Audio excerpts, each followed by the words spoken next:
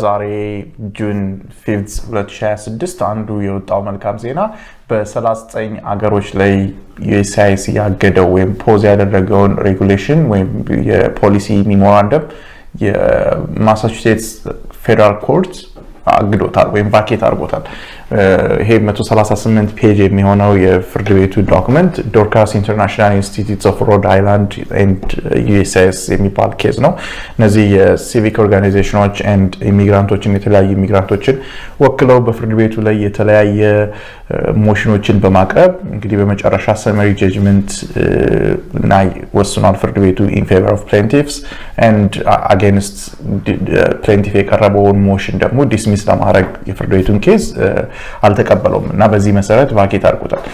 እንደምታስታውሰው የዛሬ ዓመት ጁን 2025 USCIS 39 ሀገሮችን ከተለያዩ የኢሚግሬሽን ቪዛዎች የነን ኢሚግራንት ቪዛዎች አግዷል። አሜሪካ ውስጥ ያሉትም የነዚህ ሀገር ዜጎች የግሪን ካርድ ፕሮሰሳቸው፣ የአሳይለም ፕሮሰሳቸው፣ የሪፊጂ ሪሴትልመንት ፕሮሰሳቸው ሁሉም እንዲቆምና ከዚህ በፊትም የተፈቀደላቸው በተለይ በባይደን አድሚኒስትሬሽን ከነዚህ ሀገሮች የሆኑ ሰዎች ድጋሚ እንዲመረመሩ ሪቪው እንዲደረጉ ወስኗል። በዚህ መሰረት በጣም ብዙ ሰዎች ከቤተሰቦቻቸው ጋር መቀላቀል እዚህም አጀስትመንት ኦፍ ስታተስ ማድረግ ተስኗቸው ነበር። እንግዲህ ይህን ፕሮግራም ከሚሰሙት መካከል እንግዲህ አማርኛ የሚሰሙት በአብዛኛው ኤርትራኖች ናቸው። ከዚህ ከ39 ሀገሮች ውስጥ ካሉት ውስጥ ኤርትራኖችን የሚመለከታል። የሶማሌ ከሶማሌ አገር የመጡ ሰዎችን የሚመለከታል። ወይም ደግሞ ገና ሊመጡ የሚያሰቡትን ሱዳን፣ ከአፍሪካ ውስጥ ብዙ ሀገሮች አሉ በዚህ ውስጥ የተካተቱ። ኢትዮጵያን አያካትትም። ኢትዮጵያ በ75 ሀገሮች ውስጥ የኢሚግራንት ቪዛ ባን ውስጥ የተካተተች ናት። ይሄ ደግሞ በጃንዋሪ 21 2026 የወጣ ነው። አሁን ፍርድ ቤቱ ያገደው ግን የጁን 2025ን አስተዳደር ነው። እንግዲህ ይሄ ትልቅ ዜና የሆነበት አንዱ ምክንያት ኢሚግራንቶችን ፌቨር የሚያደርግ ውሳኔ መሆኑ ነው። ሁለተኛ የዩኤስሲአይስን የአንኮንስቲቱሽናል የሆነ እንደገና የኮንግረሱን መብትና የኮንግረሱን ሕግ የሚጣረስ መሆኑን ዳኛው በተለይ በጣም ሰፊ ማብራሪያና ሰፊ ፔጆችን ረጅም ፔጆችን ወስዶ ነው ያብራራው።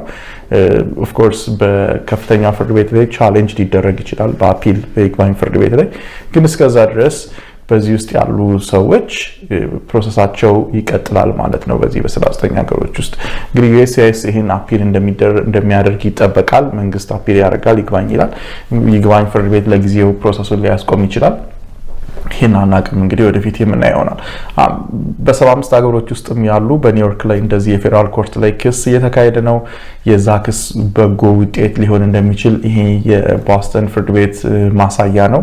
እንግዲህ ፌደራል ፍርድ ቤት ነው ሁለቱም ኬዞች ያሉት። ስለዚህ የኒውዮርክም ያለው የፌደራል ፍርድ ቤት ይሄን ፈለግ ሊከተል ይችላል፣ ይሄን የሊጋል አናሊሲስ ሊከተል ይችላል ተብሎ ይጠበቃል። ኦፍ ኮርስ የቦስተን የማሳቹሴትስ የፌደራል ኮርት ኒውዮርክ ላይ ገዢነት የለውም። ሁለቱም የታች ፍርድ ቤቶች ናቸው። የአፒል ፍርድ ቤቶች የይግባኝ ፍርድ ቤቶች አይደሉም።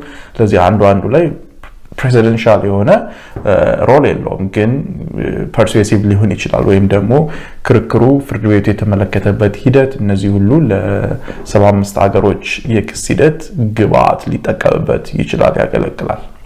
39 ሀገሮች የተከለከሉት ሁለቱንም ነው፣ ነን ኢሚግራንት ቪዛም ኢሚግራንት ቪዛም። ነን ኢሚግራንት ማለት B1 B2 በቱሪዝም በሾርት ተርም ቢዝነስ ኤንድ በፋሚሊ ቪዚት ሊሆን ይችላል የሚመጣበት ነው። የተማሪ ቪዛም የነን ኢሚግራንት ቪዛ ነው የሚባለው።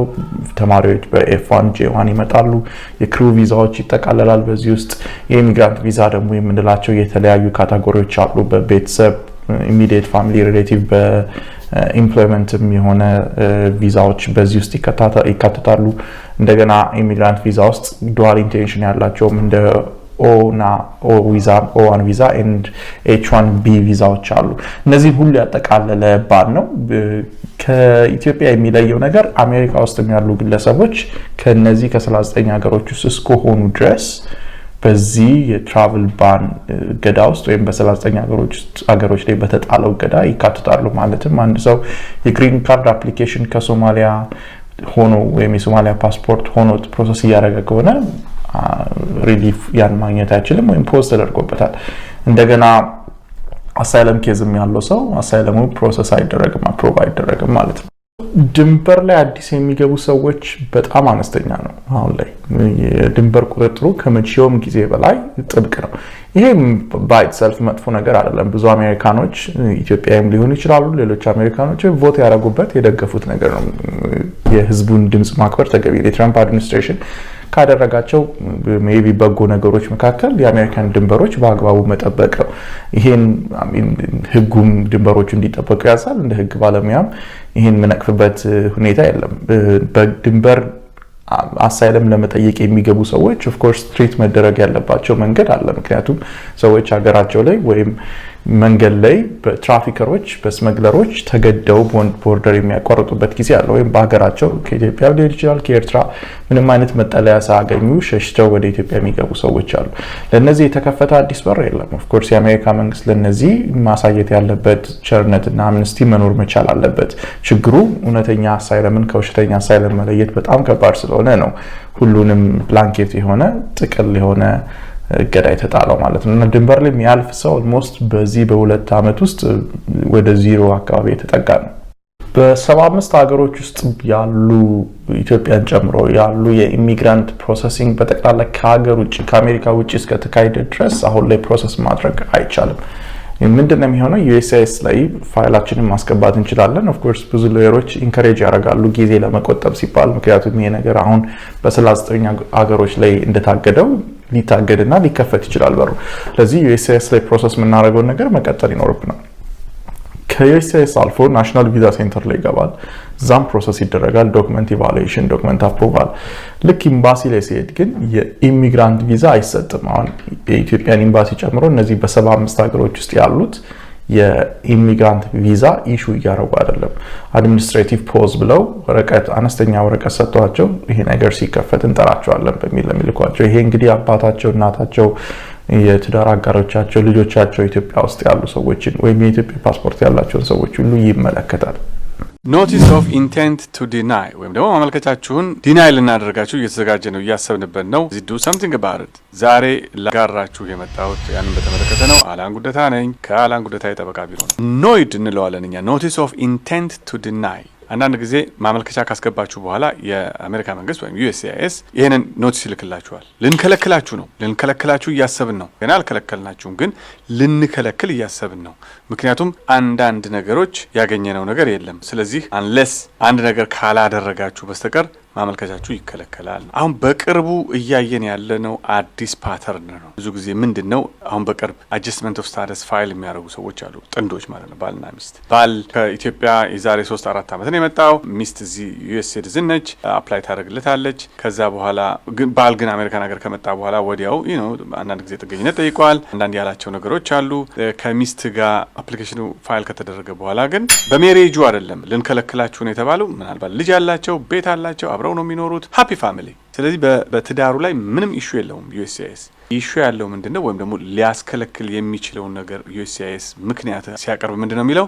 አሜሪካን ሀገር ስትመጣ ዩኤስ ኤምባሲ ወይም ደግሞ ኢትዮጵያ እያለ ወይም ደግሞ ባለህበት ሀገር ለቪዛ አፕላይ በምታደርግበት ጊዜ የተናገርካቸው ነገሮች አሉ። 1-2-3 እንደዚህ ብለሃል። እዚህ ከመጣ በኋላ ግን ሌላ ነገር ነው ያየ ነው። የመጣኸው በስቱደንት ቪዛ ነው፣ እዚህ ግን ጥገኝነት ጠይቃል ወይም ደግሞ ሚስት አግብተሃል። የመጣሽው በቪዚተር ቪዛ ነው፣ ግን እዚህ መተሽ ግን በቪዚተር ቪዛ መተሽ ግን እዚህ ለማግባት ወሰነሻል እና ፍሮድ አለ ወይም ደግሞ ሚስ ሪፕሬዘንት አድርገሃል፣ ውሸት ተናግረሃል በሚል ነው። መፍትሄ ያለው እንደዚህ አይነት ነገር በሚመጣበት ጊዜ የመጀመሪያው መፍትሄ ምንድን ነው? ባለሙያ ማነጋገር ነው።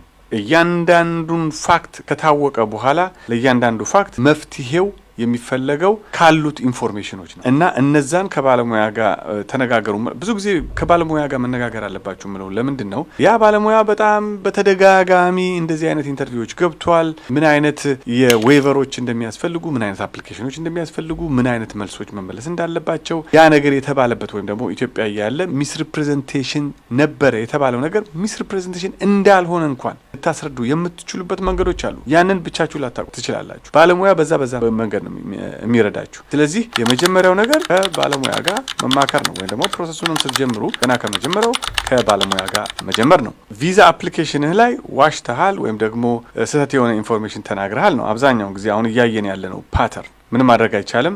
ቬቲንግ ፕሮሰሱ በጣም ጠንከር አድርገነዋል ስላለ ነው የአሜሪካን መንግስት።